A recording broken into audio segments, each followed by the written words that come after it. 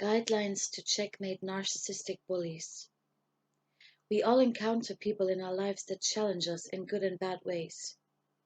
Being a target begins within yourself, with your thoughts against yourself, your criticisms against yourself, then turned outward, your posture, your language against yourself, all of which is projected into the outside world for the wrong people to abuse your victimization and tendency to self-victimization further.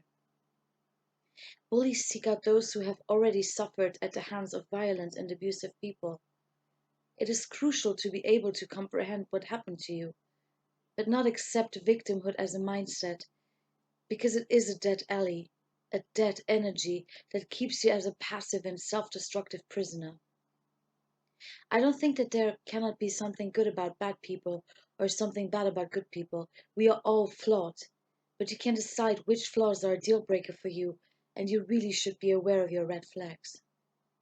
When you first meet someone, you will, most of the times, sense immediately whether this person is good for you or not. Always listen to your gut before your mind gets started. If you feel like you have to play a show, perform as someone else, be artificial, careful, submissive, overly congratulatory, pretentious, and the list goes on. In short, if you cannot be yourself for whatever reason, then engaging with this person is not worth it for you. It is vital to know yourself and be rooted within yourself. Don't let someone's outer strong or convincing rhetoric question yourself. You have lived in your own skin since you have been born. Trust me, you know better. Don't let them determine who you are. They should not have that control. The reason why they want it is not a good one. People want to see the good in others, which in itself is a good thing, but in certain circles it is exactly that good characteristic that is abused. And this leads to justifying bad actions, excusing behavior, legitimizing it, even though you feel that you're not aligned with your truth and how you truly feel about certain matters. You desperately want this person that is harming you to be good. Trust me, this is certainly not the easier way. This decision will cost you. If you find yourself within a relationship which can take on many forms, that is a beggar, drains you, always asks for more without ever giving something to you, reduces you, builds itself up at your cost and energy, lives off of your sole commitment, mocks you, sucks the life out of you, discriminates against your successes and devalues them, isolates you from the people in your life who mean well, gangs up on you, expects everything from you, offering nothing in return, exploits your empathy and vulnerability and forgiveness. Your boundaries have been annihilated, and you are stuck in a toxic spiderweb. People cannot take your autonomy, agency, and power away from you unless you give it to them, and they know how to manipulate you into doing it. Always acknowledge people's intentions, how they behave, how they relate to the most important people in your life, and how they react to your successes and dreams and ambitions.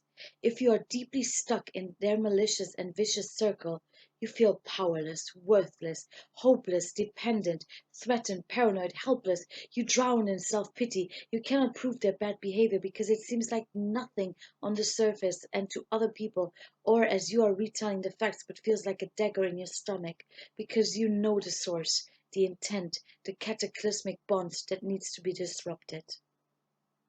For them to operate their subtle and degrading actions of malice, you need to be alone and feel isolated, as if nobody is listening to you and taking your side.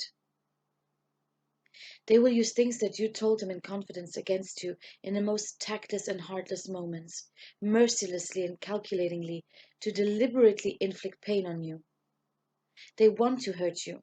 They want to be in charge. They want to make you feel small so that they can feel tall and omnipotent. Don't play their game. You know how transparent they are. That they are, in the worst way, little children who will never grow up, violent and entitled, bored and insecure, empty and cruel. No matter how powerful they might feel to you, no matter how small and microscopic and full of pain the world might seem to you, you need to find perspective, the big picture, see them for what they are, contextualize yourself and them, cut them off. If you find the courage to express everything that needs to be said, Don't reveal your emotions, and if you do, expect them to mock you or laugh. But tell yourself that it doesn't matter what they do or say. They don't own you. And the reason why they want to see you small is because they see how great you are. And the reason why they suck you dry is because you have everything that they desire and lack or cannot access that within themselves, but would never admit it.